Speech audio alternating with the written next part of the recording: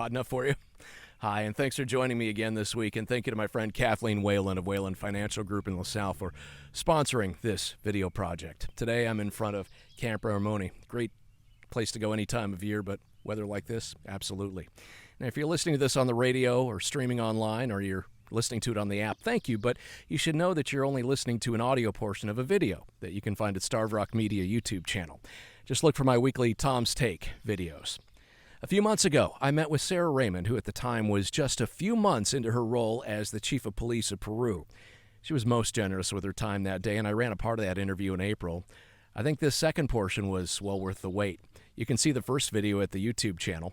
We talked more about her goals and plans in that one, her take on how policing has changed, and some other topics, but this one includes how she came to become a law enforcement officer, the significance of her role as the first woman on the job in the city's history, and the investigation as it stood then into the death of ISU student Jelani, who had been found dead in the Illinois River in Peru in August of 2021. Chief, when was the moment you realized as a kid that you wanted to be a cop? Oh, I don't think I did. I was in college when I was forced to declare a major. And I always liked investigating things and trying to figure things out and finding an endpoint.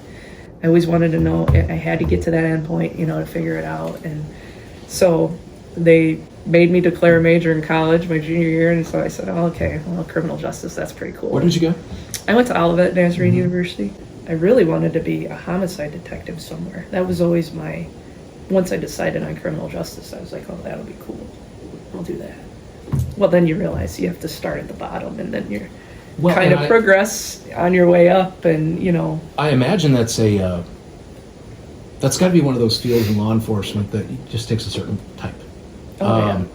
The pain that you're dealing with and the loved ones. You were ready to deal with that? I don't know that I fully understood the magnitude it had, the impact it had, that type of thing. At that point, it was like, oh, that would be cool. They have all the TV shows, the homicide detectives. Yeah, like Joe Kenda, homicide, that guy, he was awesome.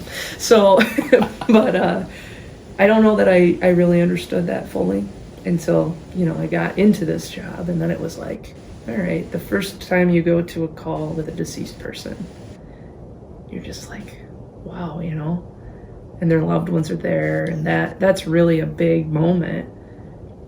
And now, it's not that you're desensitized to it, but you're almost, You have a job to do. Yeah, you're just there, and you're doing the job. The family wants you to solve it. Yeah, so, there's a big difference from when I first started to now in my thinking.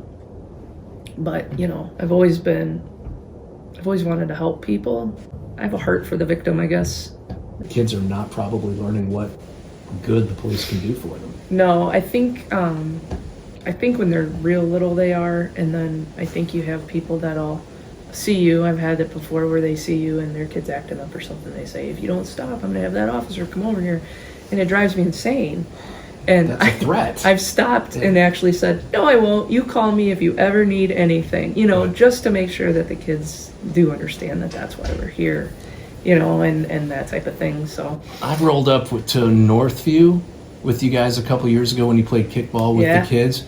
I was in then Chief Burnaby's car, and I swear I'm never going to forget those kids jumping up and down and cheering when the police came through and they were getting ready to play. It looks like you've just got a wonderful opportunity if you can, I don't want to say grab them, but if you can reach out to them at a young age to change how a generation is thinking. We are in the schools. We're walking around the schools. We're meeting the kids, trying to do things like that, like the kickball game, That was huge for me. I was really excited about that. It was a fun day. That was a lot of fun. And we played dodgeball with Peru Catholic kids. They loved it. Those are the interactions you want them to have, because not everybody in those schools has a positive police interaction. And that's one of the things that I try to push here. I want you to have positive police interactions with people.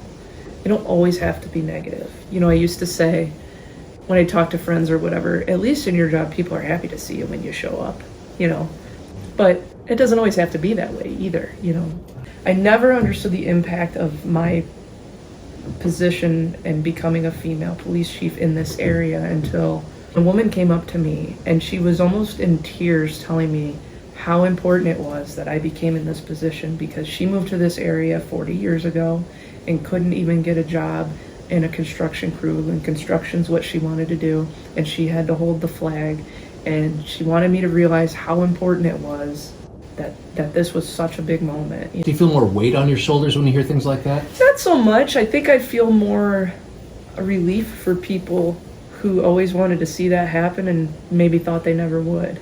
Now for the Jelani Day portion of the interview. Day had last been seen in Bloomington in August of 2021. His abandoned car had been found near the Illinois Valley Y in Peru. Now, for context, at the time of this interview with the chief, Jelani Day's mother had recently spoken at a Peru City Council meeting, lashing out at Raymond and the council, saying that there had been a lack of accountability and action on the case.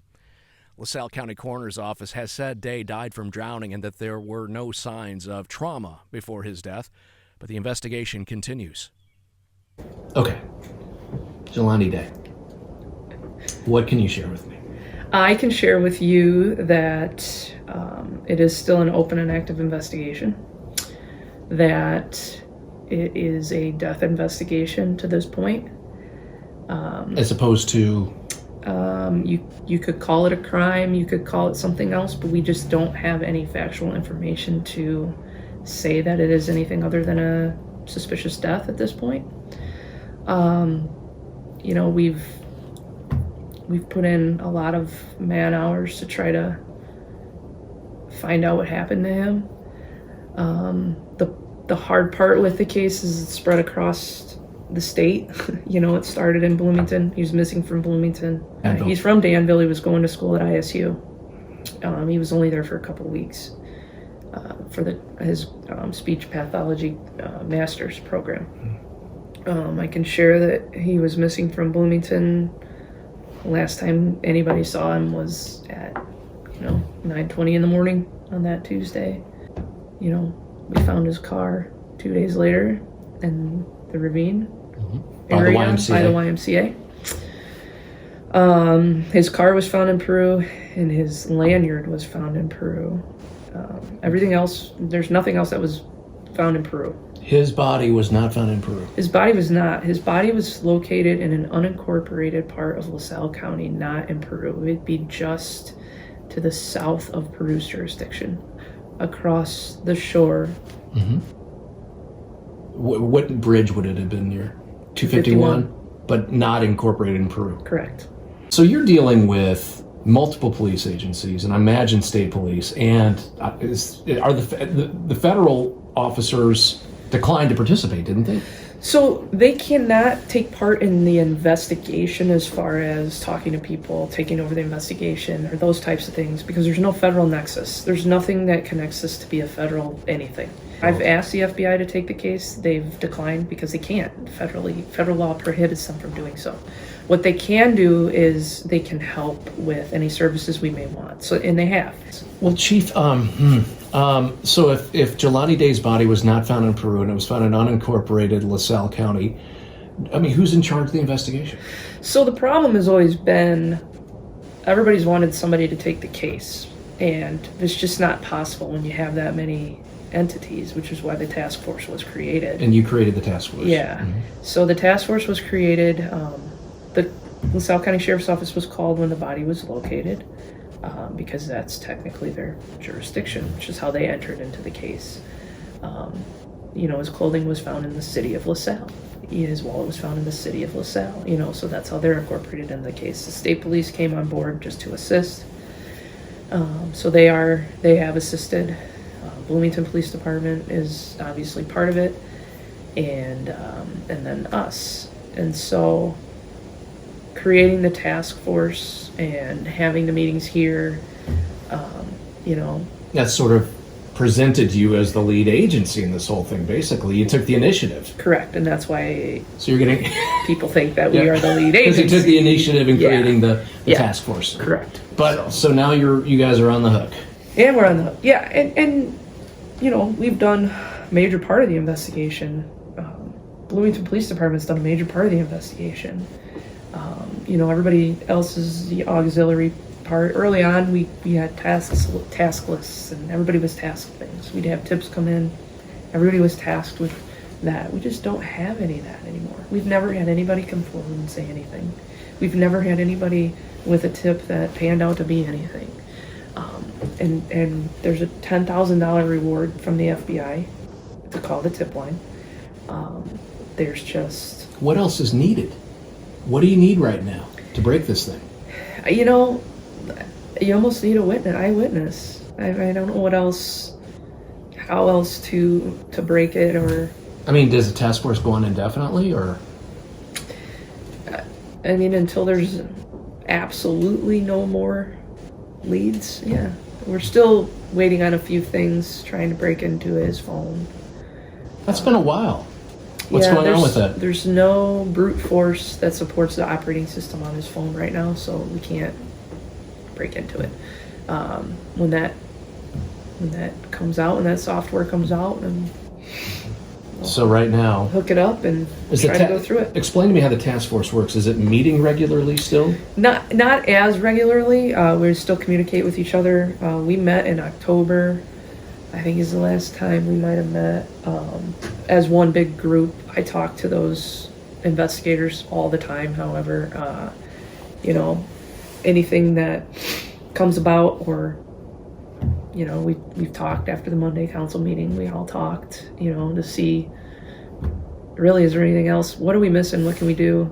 So somebody's interviewing friends and associates, but that's other police departments. In other words, just chasing it down day to day. Is there any day-to-day work being done anymore on it? I guess I'm saying. I mean, you're the task force, but you're leading it. But is Jelani Day's mother right in worrying that this thing is not going to be solved?